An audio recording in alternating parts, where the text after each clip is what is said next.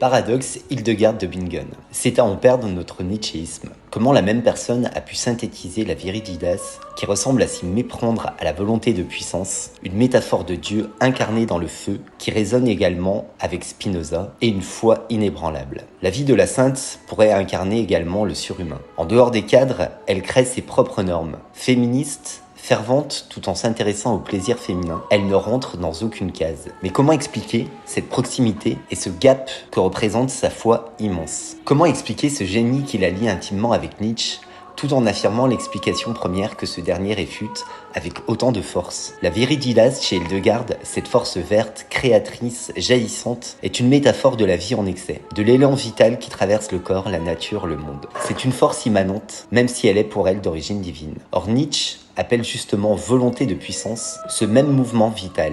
Il le désacralise, il en fait le fondement de l'existence sans Dieu. Mais il ne le nie pas, bien au contraire. De la même manière, elle fait de l'homme la création ultime de Dieu. Alors que Nietzsche n'a de cesse de proclamer que l'homme est un animal qui doit être surmonté, humain, trop humain. À la décharge de la sainte, la révolution copernicienne, kantienne et newtonienne n'a pas eu lieu à son époque. Le monde garde encore sa représentation organiciste. Il y a une cohérence globale et chaque chose ou être représente une certaine perfection. De la sorte, l'homme figure au sommet de la pyramide comme la création la plus aboutie. Le surhumain dans l'habit d'une sainte. Elle invente son propre langage, sort des normes sociales de son temps, crée, compose, enseigne, écrit, soigne, chante. Elle fait tout cela en dehors des cadres, sans se soumettre à l'ordre établi, tout en restant en apparence dans l'orthodoxie chrétienne.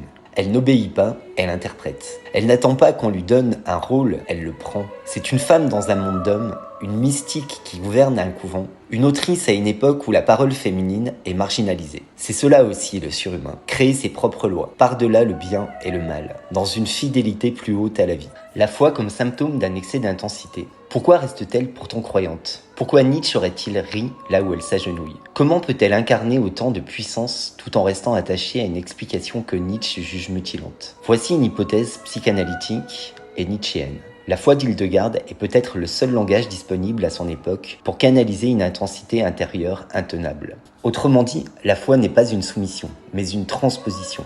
C'est par le Dieu chrétien qu'elle donne forme à une puissance qui aurait pu la déborder, voire la détruire. C'est peut-être même par le divin qu'elle survit à sa propre intensité. Nietzsche dirait peut-être « Elle n'a pas tué Dieu, mais elle a su l'habiter sans s'y réduire ». Oui, Hildegarde est un paradoxe vivant. Elle incarne une puissance vitale qui rejoint Nietzsche, mais qu'elle exprime dans le langage mystique de son temps. La foi n'est pas forcément soumission. Ici, elle est une forme de sublimation, un moyen de dire l'indicible. Ce qui les rapproche, la création, l'intensité, la transgression des normes. Ce qui les sépare, le cadre interprétatif, théologique chez elle, tragique et vitaliste chez lui. Mais Hildegarde est également intéressante comme cas d'école. Ses visions, analysées comme des migraines oculaires, peuvent éclairer ces cas de vision mystique où le prophète ou Dieu apparaît dans un éclair, une lumière intense. Ces épisodes sont aussi le moment d'une activité actuelle intense où toutes les zones d'ombre de notre monde semblent s'éclaircir. Et Hildegarde a fait des découvertes scientifiques étonnantes dans de nombreux domaines. Un doute subsiste tout de même quand on sait ses liens étroits avec les hauts représentants religieux de l'époque. Il est tentant en effet pour un évêque qui détecte un potentiel peu commun chez une nonne de lui donner accès à de nombreuses connaissances, qu'elle révélerait ensuite en commençant par son habituel « j'ai eu une vision ». Quelle crédibilité donner à l'Église et à Dieu?